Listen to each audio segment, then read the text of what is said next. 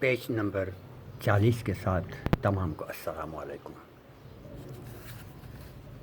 جبکہ قوم کو یہ سمجھ بھی ہونی چاہیے کہ حکمرانوں کی طرف سے تعزیت، معذرت اور عوام کے لیے دکھ میں برابر کے شریک جیسے جملے انہی نوٹسوں کی ایک عام سی قسم ہوتی ہے۔ سب باتیں ایک طرف، مگر ہم دنیا کو کیسے سمجھائیں کہ ہم باشعور لوگ ہیں؟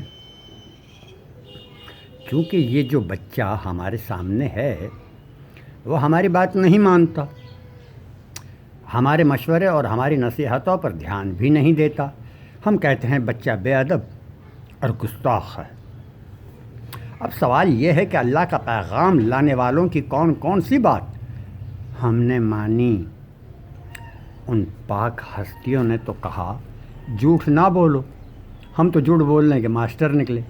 انہوں نے کہا انصاف سے کام لو، ہم بے انصافی کی تصویر بن گئے۔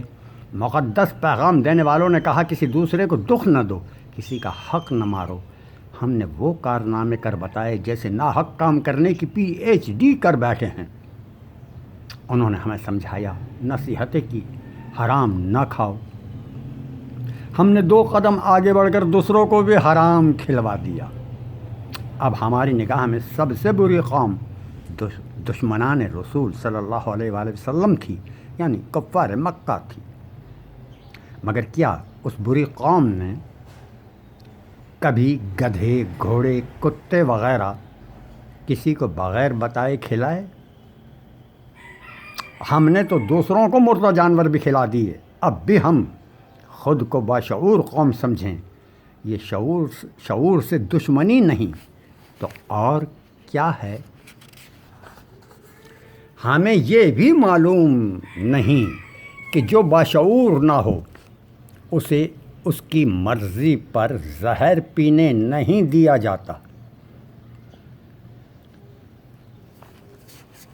اب جو بالغ شعور نہ ہو، ایسی صورت میں اس کے حق کا فیصلہ اس کے بڑوں کو کرنا ہی پڑے گا۔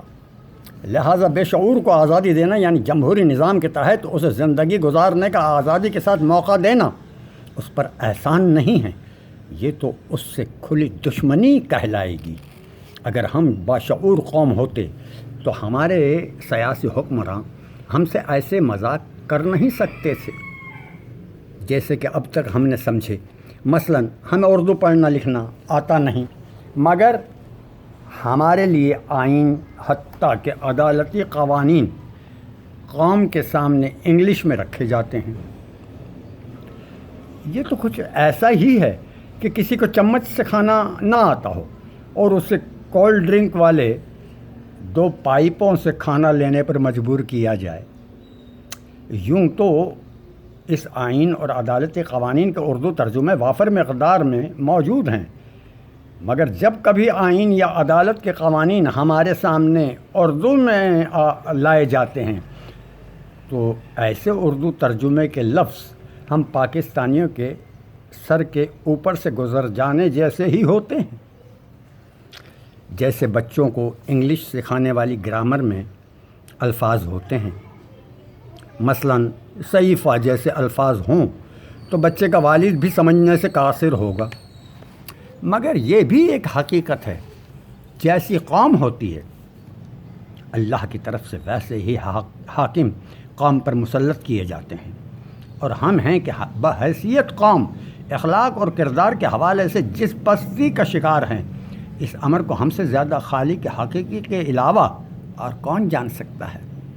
مثلاً اسکول میں پڑھاتا استاد جو بچوں کو امتحان میں اچھے نمبر دلوا نہیں سکتا، مگر بچوں کے والدین کو بلواتا ہے، خود کے پاس ٹیوشن پر بھیجنے کی ترغیب دے ڈالتا ہے۔ اب جو استاد صاحب اسکول کی کلاس میں طالب علم کو ذہین بنا نہیں سکتا، آخر ٹیوشن پڑھا کر وہی ٹیچر صاحب اسی اسٹوڈنٹس کو پہلے، دوسرے، تیسرے نمبر پاس ہونے والا طالب علم کیسے بنا دیتا ہے؟ کیا ٹیوشن میں جا کر بچہ ذہین ہو جاتا ہے یا کہ استاد صاحب زیادہ عقل مند ہو جاتے ہیں؟ یہ تو وہی روش ہے جیسے سرکاری ہسپتالوں میں ڈاکٹر صاحب سے مریضوں کے ساتھ وہ سلوک ہو ہی نہیں سکتا، مگر اسی ڈاکٹر کے کلینک پر اسی مریض کے ساتھ ڈاکٹر صاحب کا وہ سلوک ہو جاتا ہے، یعنی جس کی بدولت مریض کا آدھا مرض دوائی کھا لینے سے پہلے ہی رفع چکر ہو جاتا ہے۔ پھر ڈاکٹر صاحب کی دوائی رنگ کیوں نہ دکھائے کہ اب مریض کا مرض کمزور ہو گیا ہو؟ بس ڈاکٹر کا سلوک اور دوائی کے ملاپ سے پاکستانی صحت مند ہو جاتے ہیں۔ بس ثابت ہوا کہ ہم باشعور قوم نہیں ہیں۔ اللہ حافظ۔ پسند آئے لائک کیجیے گا۔